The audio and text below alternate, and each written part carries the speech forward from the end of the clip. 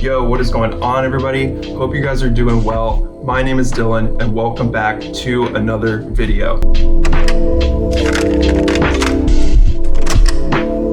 So for today's video, I'm going to be showcasing my boot collection. And while my boot collection is relatively small, I think it really reflects the sort of fashion ethos that I try to abide by, which is buying fewer items that are higher quality so you get a lot of personal use and wear out of them. And for me personally, I am not much of a sneaker person, so I really try to incorporate different styles of boots throughout my entire wardrobe, and I try to keep it concise but really versatile at the same time. And so what I'm hoping to do with this video is to showcase a range of boots that have different uses, all the way from sort of daily general wear to editorial and photo shoots, all the way to formal wear as well. And at the moment, I feel like my collection is really concise as well as really conducive to everything that I want and or need out of boots and shoes in general. So without wasting too much more time, let's go ahead and get into the first pair.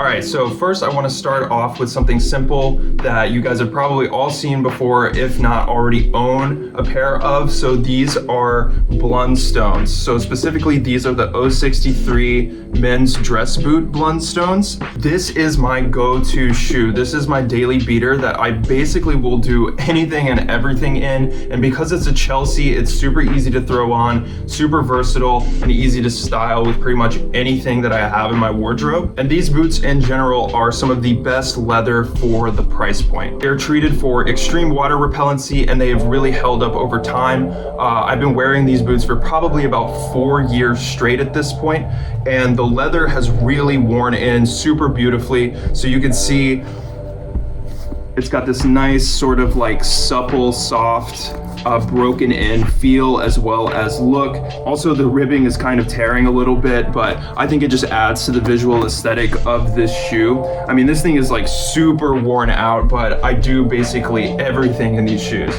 Yeah, so I can wear these to work. I can wear them just running errands. I wear them riding my bike.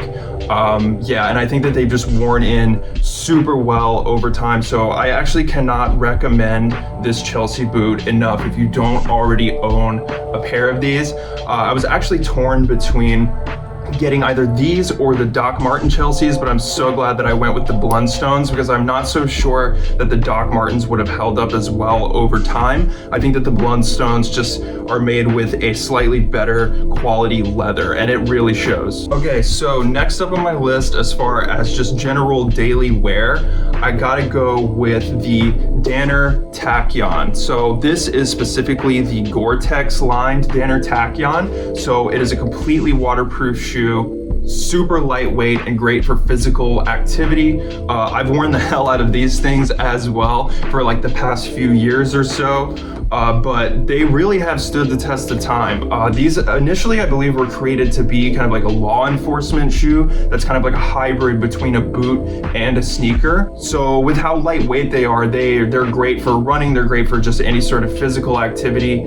So I wear these probably about as much as I wear my blundstones. And I initially got into this style of shoe because it sort of fit with the tech wear aesthetic that I aligned myself with for a really long time. But outside of the tech wear aesthetic, I've found that this boot is actually extremely versatile, and I can style it with jeans, I can style it with like all sorts of other types of pants and stuff as well. And it works out great for being the standard go-to like 8-inch shaft boot in my wardrobe. So I don't know how well the camera is gonna pick this up, but this boot is super worn in pretty much every way imaginable, and also is made with like various materials, so it provides a really unique visual aesthetic.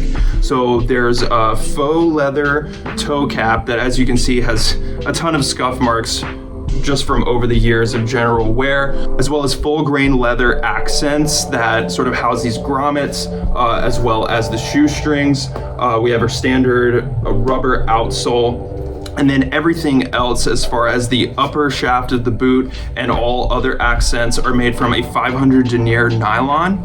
So that's what causes the boot to be extremely lightweight and flexible, but still extremely durable. So Yeah, cannot recommend this enough, especially for being a fully lined and waterproof shoe. Being lined with Gore-Tex also ensures that it is super breathable as well, so you don't get too sweaty wearing these either, which is another reason why it's sort of one of my go-to daily beater shoes. Okay, so next on my list is a boot that I went over a little bit in one of my previous videos that I will link down below in the description, but this is the SOMAR Grunt boot. So I'm tossing this in here because I've been wearing these boots for a few months straight, and as opposed to being my daily beater, kind of like my first two pair of boots that I showed, this is like almost strictly a work boot for me. Well, it's a work boot slash sort of like editorial or potentially like photo shoot style boot, but I'm throwing it in here because I've worn them over the past few months and I really wanted to show the progress on the leather,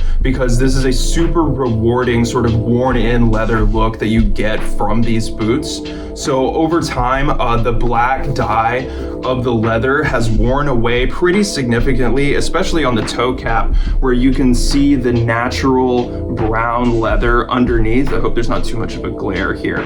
But yeah, it's also sort of starting to happen on the sides of the boot as well. We have some scuff marks over here, but I believe that the natural brown leather that's showing underneath from wearing these is just super beautiful, and I think only really adds to the visual aesthetic of these boots. But yeah, the super chunky outsole really makes for a great work boot, as well as they're like pretty heavy in general, so they're heavy duty for the warehouse that I work in, and I think that they work out great for me in that regard. They're also super easy to style, so they're basically like a combat boot combined with a motorcycle boot aesthetic. So I can wear my pants tucked into them, I can wear my pants draping over them, in all sorts of various pants silhouettes, and I think that it always looks great. So yeah, I mean, these things are holding up super well so far.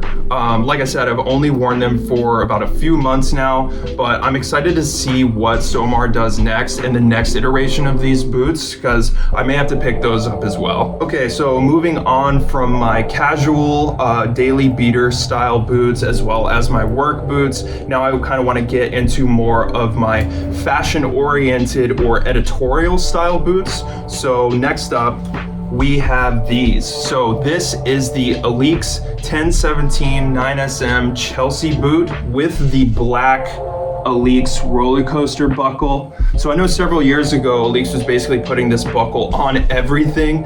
I've owned these boots for like a couple years now. I bought them off of Essence on like a super sale, and I think I had some sort of coupon or something, but these generally retailed for anywhere from around $650 to $700, and I think I got them for about $350 to $360. So I really waited around until I could get a really good deal on these because I love the silhouette of this shoe. So as you can tell, we have this extremely heavy, extremely chunky, full Vibram outsole. So the outsole adds an extremely unique element to this boot in general, and it pretty much makes the shoe what it is. But I also think there are a ton of other really interesting design features about this boot. The fact that the upper is made out of two completely different pieces that aren't conjoined by your traditional sort of ribbing that would allow for the opening for a Chelsea boot. Instead, it has this elastic that is wrapped around these two leather pieces of the upper that are connected with the roller coaster buckle. Yeah, so just a really, really cool and unique visual appearance. So these boots, in my opinion, can be great for casual wear. However, what I use them primarily for is editorial style photo shoots, or if I'm going to like a fashionable event, if I'm going to a runway, something like that. The only drawback that I've found with these boots is that it's taken me quite some time to really fully break them in.